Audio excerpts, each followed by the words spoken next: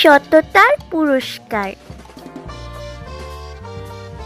একটি ছোট্ট বাড়িতে থাকতো একটি ছোট্ট মিষ্টি মেয়ে আর তার বাবা।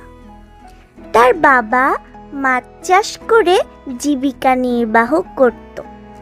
তবে তার বাবা একদিন খুব অসুস্থ হয়ে পড়ে।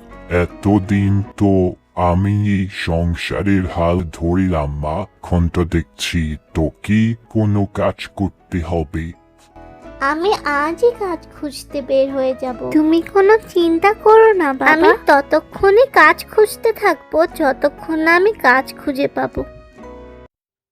মেয়েটি কাজ খুঁজতে বের হয়ে যায়, আর যাওয়ার পথেই তার সাথে দেখা হয় এক কথা বলা আপেল গাছের।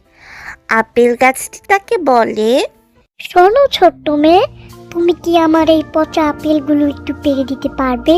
আমি অতিষ্ঠ হয়ে গিয়েছি এই পচা আপেলের সঙ্গে থাকতে থাকতে।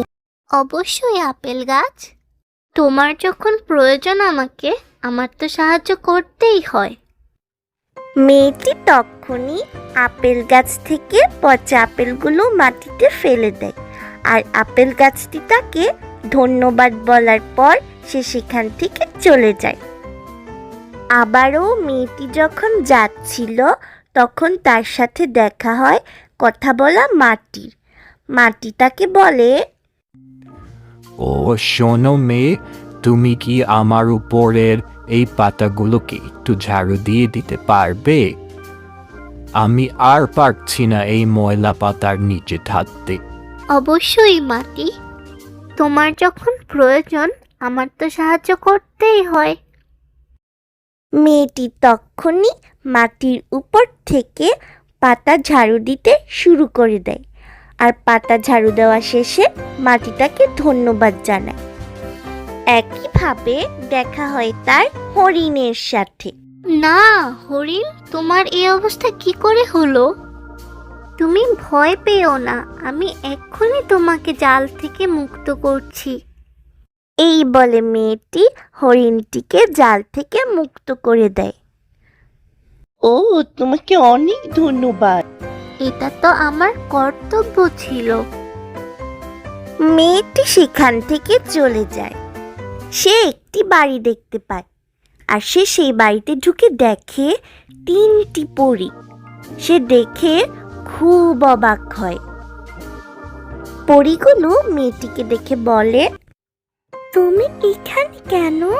আসলে আমি কাজ খুঁজতে বের হয়েছিলাম। আমাকে কি এখানে আশ্রয় দেওয়া যাবে একটি রাতের জন্য? অবশ্যই, তুমি চাইলে তুমি এখানেও কাজ করতে পারো। ও, আমি অবশ্যই রাজি। আমি খুবই খুশি এটা শুনে। ঠিক আছে, এখানে 4টি ঘর আছে, তবে মনে রেখো 4 নাম্বার ঘরটি তুমি কখনোই খুলতে পারবে না। মেয়েটি খুব যত্নের সঙ্গে পরীর 3টি ঘরকেই গোছায়, শুধুমাত্র সেই ঘরটি ছাড়া যেটি পরী তাকে খুলতে মানা করেছিল। এই দেখে পরী তাকে জিজ্ঞাসাবাদ করে, তুমি কেন সেই ঘরটি খোলনি? তুমি তো চাইলে সেই ঘরটি খুলতেও পারতে আমাদের না জানিয়ে। কারণ আপনাদের নিষেধাজ্ঞা ছিল যে। আমি যতদিন আপনাদের এখানে কাজ করছি, আমার দায়িত্ব হলো আপনাদের কথা মেনে চলা। আমরা তোমার সততা দেখে খুবই মুগ্ধ হয়েছি। এখন তুমি যাও আর সেই ঘরটি খোলো। মেয়েটি সেই ঘর খুলে দেখে অনেক সোনা, মুক্তা, ডায়মন্ড, রূপা, অনেক কিছু। মেয়েটি সেখান থেকে অনেক কিছু নিয়ে যায়।